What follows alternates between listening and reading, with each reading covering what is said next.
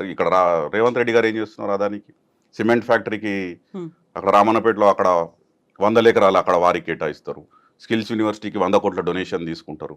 అంటే ఏం జరుగుతుంది అక్కడ దావోస్ పై అక్కడ 12,000 కోట్ల ఎంఓయూ ఎక్స్చేంజ్ చేసుకుంటారు. అంటే రాహుల్ గాంధీ గారు కనబడతలేరా, లేకపోతే కనబడ్డా కనబడనట్టు యాక్టింగ్ చేస్తున్నారా? Rahul Gandhi is a very good actor. హ్మ్. ఎందుకంటే ఆయనకు తెలిసే జరుగుతుంది. ఈయన డబ్బులు పంపించాలి కాబట్టి ఎన్నికలకి వేరే రాష్ట్రాల్లో ఎన్నికలు, మొన్న పార్లమెంట్ ఎన్నికలు కూడా తెలంగాణ నుంచి కర్ణాటక నుంచి మొత్తం ఫండింగ్ జరిగింది కాంగ్రెస్ పార్టీకి. వారికి తెలుసు ఇక్కడ వీరు అదాని దగ్గర తీసుకునేది తెలుసు, వాళ్ళకి పంపించేది పంపిస్తున్నారు, అన్నీ తెలిసే జరుగుతున్నాయి. కాకపోతే ప్రజలను పిచ్చోళ్ళని చేయడానికి కాంగ్రెస్ పార్టీ కానీ బీజేపీ కానీ ఈ రెండు పార్టీలు కలిసి కేవలం ఒకటే లక్ష్యం, స్ట్రాంగ్ రీజనల్ పార్టీస్ ఉండకూడదు దేశంలో, మమ్మల్ని ప్రశ్నించే నాయకుడు ఉండకూడదు. కేసీఆర్ లాంటి ఒక టవరింగ్ పర్సనాలిటీ, ఒక స్ట్రాంగ్ లీడర్, ఒక స్ట్రాంగ్ బిల్డ్ లీడర్ ఎప్పటికన్నా థ్రెట్టే. ఉంటే కాంగ్రెస్ అని ఉండాలి, లేకపోతే బీజేపీ అని ఉండాలి. బీఆర్ఎస్ లాంటి ఒక స్ట్రాంగ్ రీజనల్ పార్టీ ఉండకూడదు అనే ఒక పక్కా ప్రణాళికతోని కలిసి పనిచేస్తున్నాయి. తెలంగాణలో కాంగ్రెస్ అండ్ బీజేపీ కలిసి పనిచేస్తున్నాయి. It's a classic example. మీరు చూడండి, 8 ఎంపీలు గెలిచారు బీజేపీ నుండి, 8. ఎవరు కూడా ఇప్పటికీ ప్రభుత్వాన్ని ప్రశ్నిస్తలేరు. ఈ సంవత్సరంలో 6 గ్యారంటీల పేర్ల మీద గారడీ జరిగి మోసం చేసినారు ప్రజలని. మీరు 420 వేరే హామీలు ఇచ్చినారు డిక్లరేషన్ల పేరిట, ఏ ఒక్కటి కూడా పూర్తి చేయలేదు. ప్లస్ ప్రజా వ్యతిరేకత నిర్ణయాలు, ఈ హైడ్రా అని చెప్పేసి, మూసీ ప్రాజెక్ట్ అని చెప్పేసి ప్రజలు హర్షించండి రోడ్ల మీదకి వచ్చి వాళ్ళు తిడుతుంటే కూడా ఎందుకు బీజేపీ నాయకులు మాట్లాడతలేరు? ఎందుకు వారికి ఇంకా కేసీఆర్ గారిని తిట్టడము, కేటీఆర్ గారిని, హరీష్ రావు గారిని తిట్టడమే కనబడుతుంది. అంటే బహుశా బీజేపీ నాయకులకు ఇంకా కేసీఆర్ గారే ముఖ్యమంత్రి, బీఆర్ఎస్ ప్రభుత్వమే ఉంది తెలంగాణలో, రేవంత్ రెడ్డి గారు కానీ కాంగ్రెస్ కానీ కనబడతలేనట్టుంది. లేదంటే బండి సంజయ్ గారు రేవంత్ రెడ్డి గారికి సహాయ మంత్రిగా తెలంగాణలో పనిచేస్తున్నాం, వారిని సపోర్ట్ చేసుకుంటా పొద్దున్న లేస్తే బీఆర్ఎస్ పార్టీని, బీఆర్ఎస్ నాయకులను తిట్టుకుంటా బండి సంజయ్ గారు కాలయాపన చేస్తున్నాం. ఇద్దరూ కలిసి పనిచేస్తున్నారు అంటే బీఆర్ఎస్ ని ఒంటరి చేసే ప్రయత్నమా, లేకుంటే బీఆర్ఎస్ ని అసలే లేకుండా చేయాలని చూస్తున్నారా? ఎందుకని వాళ్ళిద్దరు కలిసి పనిచేస్తారు? వాళ్ళ ఎండ్ గోల్ ఒకటే ఉంటుంది. మీరు చూస్తే గతంలో కూడా బండి సంజయ్ గారు ఓపెన్గా ప్రెస్లో చెప్పినారు, వారు చెప్పింది నేను కోట్ చేస్తున్నాను. ఏమన్నారు? కాంగ్రెస్ వాళ్ళని ఉద్దేశించుకుంటూ, మీరు మేము కొట్లాడకూడదు, మీరు మేము కొట్లాడొద్దు, మన ఇద్దరం కలిసి ముందు బీఆర్ఎస్ని బొందబెట్టాలి. ఇది నా మాటలు కాదు, బండి సంజయ్ గారు ప్రెస్లో మీడియా ముందు మాట్లాడిన మాట ఇది. వీడియోస్ కూడా ఉన్నాయి. క్లియర్గా అంత క్లియర్గా మెసేజ్ ఇచ్చినాక మనం ఇద్దరం కలిసి బీఆర్ఎస్ ని బొందబెట్టాలని చెప్పినాక where is the question arise? Bandi Sanjay నిన్ననే ఇంకొక మాట అన్నారు, కేటీఆర్ అరెస్ట్ చేయకపోవడానికి ప్రధాన కారణం వీళ్ళిద్దరూ కలిసి పని చేస్తున్నారు కాబట్టి అరెస్ట్ చేయట్లేదు అనేది. కేటీఆర్ గారిని అరెస్ట్ చేయాలంటే కేసులో పసు ఉండాలి, ఫస్ట్ కేసులో దమ్ము ఉండాలి. నిన్న మొన్న ఏం లీక్లు ఇచ్చినారు మీడియాకి? ఫార్ములా ఈలో ఏదో జరిగిపోయింది, గందరగోళం జరిగిపోయింది, ఏదో ఫ్రాడ్ జరిగింది, కరప్షన్ జరిగింది అని చెప్పేసి మీడియాకి చిన్న లీక్ ఇచ్చేసి ప్రజల మైండ్ కండిషన్ చేసేసి రేపు అరెస్ట్ చేసిన పెద్ద అప్రూవర్ రాకుండా ఇది ఏదో డ్యామేజ్ కంట్రోల్ చేసుకోవాలని ప్లాన్ చేసుకున్నారు. కేటీఆర్ గారు ఏం చేసినారు? ఆ వార్తలలో లీకులు పత్రికలు రాగానే అసలు జరిగింది ఏంది నేనే చెప్తా ప్రజలకు, వాళ్ళు వచ్చి చెప్పి ప్రజలని కన్ఫ్యూజ్ చేసే బదులు అసలు వాస్తవాలు ఏంది? As a municipal minister, has taken a decision within my authority, I am the competent authority. అంటే హెచ్ఎండిఏ నుంచి అక్కడ జరిగింది ఏంది అండి ప్రజలకు కూడా తెలవాలి. ఫార్ములా ఈ రేస్ జరిగినప్పుడు 2023 ఫిబ్రవరిలో జరిగింది, లాస్ట్ ఇయర్. అంతకుముందు జరిగిన ఒప్పందం ఏంది? తెలంగాణ ప్రభుత్వంతో FIA, ఫెడరేషన్ ఇంటర్నేషనల్ ఆటోమొబైల్, అదొక అంతర్జాతీయ సంస్థ. Motor sport is one of the most viewed and most loved sport in the world. మీరు ఇప్పుడు మొన్న ఫార్ములా ఈ జరిగితే 49 కోట్ల మంది చూసారు. అది ప్రత్యక్షంగా కానీ టీవీలో కానీ డిజిటల్ మీడియాలో కానీ 40 కోట్ల మంది చూసారు. అంటే ఎంత ఆదరణ ఉంది ఆ స్పోర్ట్కి. ఆ స్పోర్ట్ తెలంగాణకి రావాలి, హైదరాబాద్కి రావాలని చెప్పి చాలా కృషి చేసి చాలా శ్రమపడి తీసుకొచ్చారు. ఉట్టిగానే ఆషామాషిగా రావవి. హైదరాబాద్కి రావాలన్నా, వేరే సిటీకి పోవాలన్నా మనతో పాటు బాంబే, ముంబై లాంటి సిటీ, బెంగళూరు, చెన్నై లాంటి సిటీలు పోటీ పడ్డాయి. మన దేశంలో ప్రధానమైన నగరాలు కాదు, సౌత్ కొరియాలో సియోల్ కానివ్వండి, సౌత్ ఆఫ్రికాలో జోహానస్బర్గ్, కేప్ టౌన్ లాంటి నగరాలతో పోటీ పడి మనం తీసుకొచ్చుకున్నాం అది. అంటే దానివల్ల ఏమవుతుంది? ఏదో రేసు, డబ్బులున్న వాళ్ళే చూస్తారు అనేది కాదు ఇక్కడ. దీని వెనుక ఒక పెద్ద ఒక ప్రణాళిక ఉంది. Electric vehicle adoption, sustainability, mobility అనేది మనం ఒక 1 వీక్ ప్రోగ్రామ్ చేసింది గత ప్రభుత్వం కేసీఆర్ గారి నాయకత్వంలో. 1 week before the race, 1 week EV mobility, EV summit. అందులో ఏం చేసినారు? ఎలక్ట్రిక్ వెహికల్ మ్యానుఫ్యాక్చరర్స్ని రమ్మని వారికి ఇక్కడ ఇన్సెంటివ్స్ ఇస్తామని చెప్పి, పెట్టుబడుల ఆకర్షణ అనేది ఒక ప్రధాన, దాని వెనుక ఉన్నటువంటి ఒక ప్రధాన ధ్యేయం ఏంటంటే పెట్టుబడులు ఆకర్షించాలి తెలంగాణకి. It's a growing market. Electric vehicles అనేది గ్రోయింగ్ మార్కెట్. పొల్యూషన్ లేకుండా, పెట్రోల్ డీజిల్ లేకుండా జరిగేది ఫ్యూచర్ అంతా అదే గ్రీన్.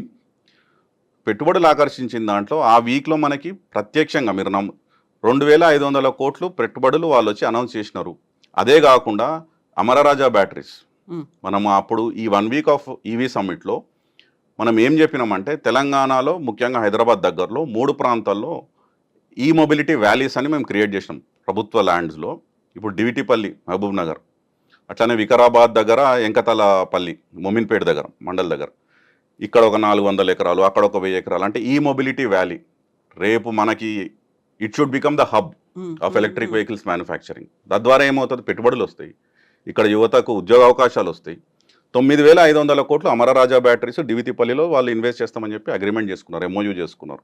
హుండై లాంటి కంపెనీ 1400 కోట్లు పెడతామని వాళ్ళు వచ్చినారు.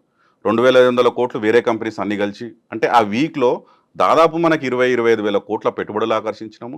ప్లస్ ఒక పెద్ద రోడ్ మ్యాప్ చేసుకొని 2030 సంవత్సరం కల్లా more than 50-60,000 crores investments attract చేయాలి. అంటే ఇంకొక 6-7 సంవత్సరాలలో తద్వారా ఒక 4 లక్షల ఉద్యోగాలు, ప్రత్యక్ష ఉద్యోగాలు కల్పించాలి తెలంగాణ యువతకు అనే ఒక కాంప్రిహెన్సివ్ ప్లాన్ అది. ఏదో ఫార్ములా అయ్యాను ఏదో రేసు ఒకరోజు జరిగిపోయేది కాదు ఇది. దీనికి ఇంత ప్లాన్ ఉంది, తెలంగాణకు ఎట్లా మేలు జరుగుతుంది అనేది అంత ఆలోచన ఉన్నది. అయితే ఆ రేసుకు సంబంధించి వీరు ప్రభుత్వంలోకి వచ్చినప్పటి నుంచి మీరు గమనించాలి, ముఖ్యంగా ప్రజలకు కూడా తెలవాలి, రేవంత్ రెడ్డి గారికి గవర్నెన్స్ మీద పట్టు లేదు, అనుభవం లేదు. గత ప్రభుత్వం నడిపిన స్కీములు కూడా వీళ్ళు రద్దు చేసినారు. ఉదాహరణ కేసీఆర్ కిట్లు లేవు, రైతు బంధు క్యాన్సిల్ అయిపోయింది, ఇస్తామన్న 6 గ్యారెంటీలు గంగల గలిచినాయి. వీరంతా కేవలం వ్యక్తిగతంగా రాజకీయ కక్ష సాధింపు చర్యలు. ఎందుకంటే మీరు రాగానే చూడండి, ప్రభుత్వంలోకి రాగానే కేసీఆర్ గారి ఆనవాళ్ళు లేకుండా చేస్తా భారీ స్పీచ్లు, ప్రభుత్వంలోకి రాగానే ఫార్మాసిటీ రద్దు, 19,000 ఎకరాలల్లా. అంటే ఎకానమీస్ ఆఫ్ స్కేల్, చైనాతో పోటీ పడాలి మ్యానుఫ్యాక్చరింగ్లో ఫార్మా అంటే దానికి ఒక విజన్ ఉండాలి, ఒక ఆలోచన ఉండాలి. ఆలోచనతో తెలంగాణలో హైదరాబాద్లో మనం పెట్టుకున్నాం ఫార్మాసిటీ. కేవలం కేసీఆర్ గారికి పేరు వస్తుంది, ప్రభుత్వం పేరు వస్తుందని రద్దు. Airport metro, financial district Rayadurgam నుంచి ఫైనాన్షియల్ డిస్ట్రిక్ట్ నుంచి ఎయిర్పోర్ట్ కనెక్ట్ అయ్యే మెట్రో ప్లాన్ అయిపోయింది, అప్పటికి మార్కింగ్స్ కూడా అయిపోయినాయి గత ప్రభుత్వం. రేవంత్ రెడ్డి గారు కాగానే రద్దు. ఫార్ములా 4 సంవత్సరాలకు చేసుకున్న కాంట్రాక్ట్ ఇది. 2023లో రేస్ జరిగింది, ప్రభుత్వం మానంగానే నేను వచ్చిండు, క్యాన్సిల్. ఈ సంవత్సరం జరగలేదు, క్యాన్సిల్ చేసుకుని బ్రీచ్ ఆఫ్ కాంట్రాక్ట్ చేసినారు రేవంత్ రెడ్డి గారి ప్రభుత్వం. అది రద్దు రద్దు రద్దు రద్దు. రెండోది ఏం చేసినారు, వీరిని ఎట్లా ఒక చేసి కేసులో ఇరికియాలి, ఏదో ఒక కేసులో ఇరికియాలి అని చెప్పి కాళేశ్వరం మీద ఒక కమిషన్, పవర్ పర్చేస్ అగ్రిమెంట్స్ మీద ఇంకో కమిషన్, ఇప్పుడు ఫార్ములా ఈ మీద ఏసీబీ విచారణ, ఫోన్ ట్యాపింగ్ మీద ఇంకో విచారణ.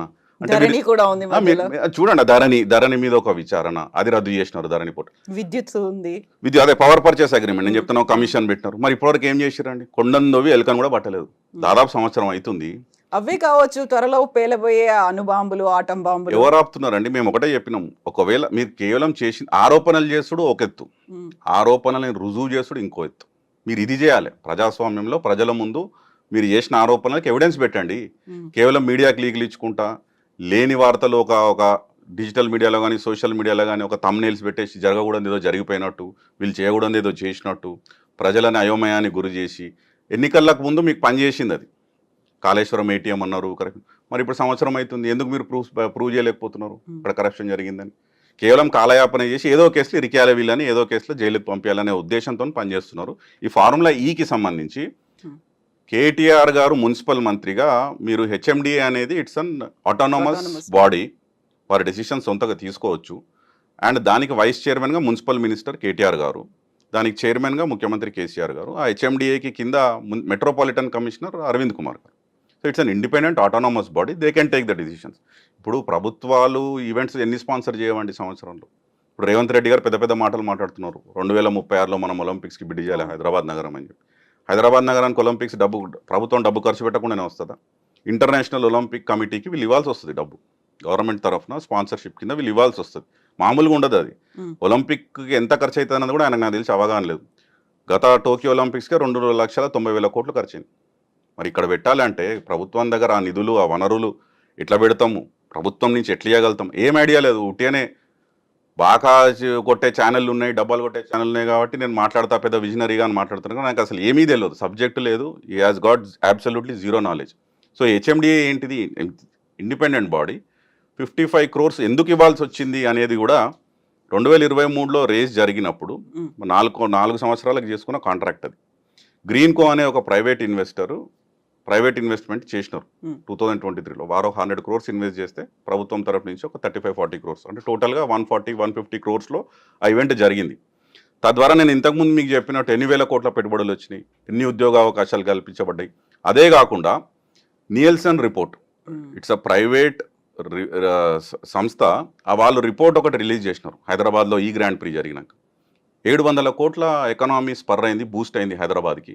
700 కోట్లు, $84 million అని చెప్పి వాళ్ళకి డీటెయిల్గా ఇచ్చారు. ఎట్లయింది, హాస్పిటాలిటీ ఎంత పెరిగింది, మీకు ట్రాన్స్పోర్టేషన్ ఎంత జరిగింది, టూరిజం ఎంత బూస్ట్ అయింది, ఇవన్నీ చేసి వాళ్ళు క్యాల్కులేట్ చేసి దాన్ని ఒక మెజర్గా చెప్పినారు. 700 కోట్లు అంటే ఇంత పెద్ద ఈవెంట్ హైదరాబాద్కి ఒకటి ఖ్యాతి వరల్డ్ సర్క్యూట్లో. న్యూయార్క్లో ఇది ఎక్కడ జరుగుతుందండి ఫార్ములా అనేది, ఎట్లాంటి నగరాల్లో జరుగుతుంది? New York, London, Rome, Paris, Tokyo, ఇట్లాంటి 10 దేశాల్లో జరిగే, ఇట్లాంటి 10 ప్రధానమైనటువంటి నగరాల్లో జరిగే రేస్లో ఉన్న సర్క్యూట్లో హైదరాబాద్ని తీసుకెళ్ళి పెట్టినారు. మనం పెట్టినాం ఆ మ్యాప్. అంటే ఒక ఖ్యాతి, దాంతోపాటు పెట్టుబడులు, దాంతోపాటు ఇక్కడ ఉద్యోగాలు, ఉపాధి అవకాశాలు.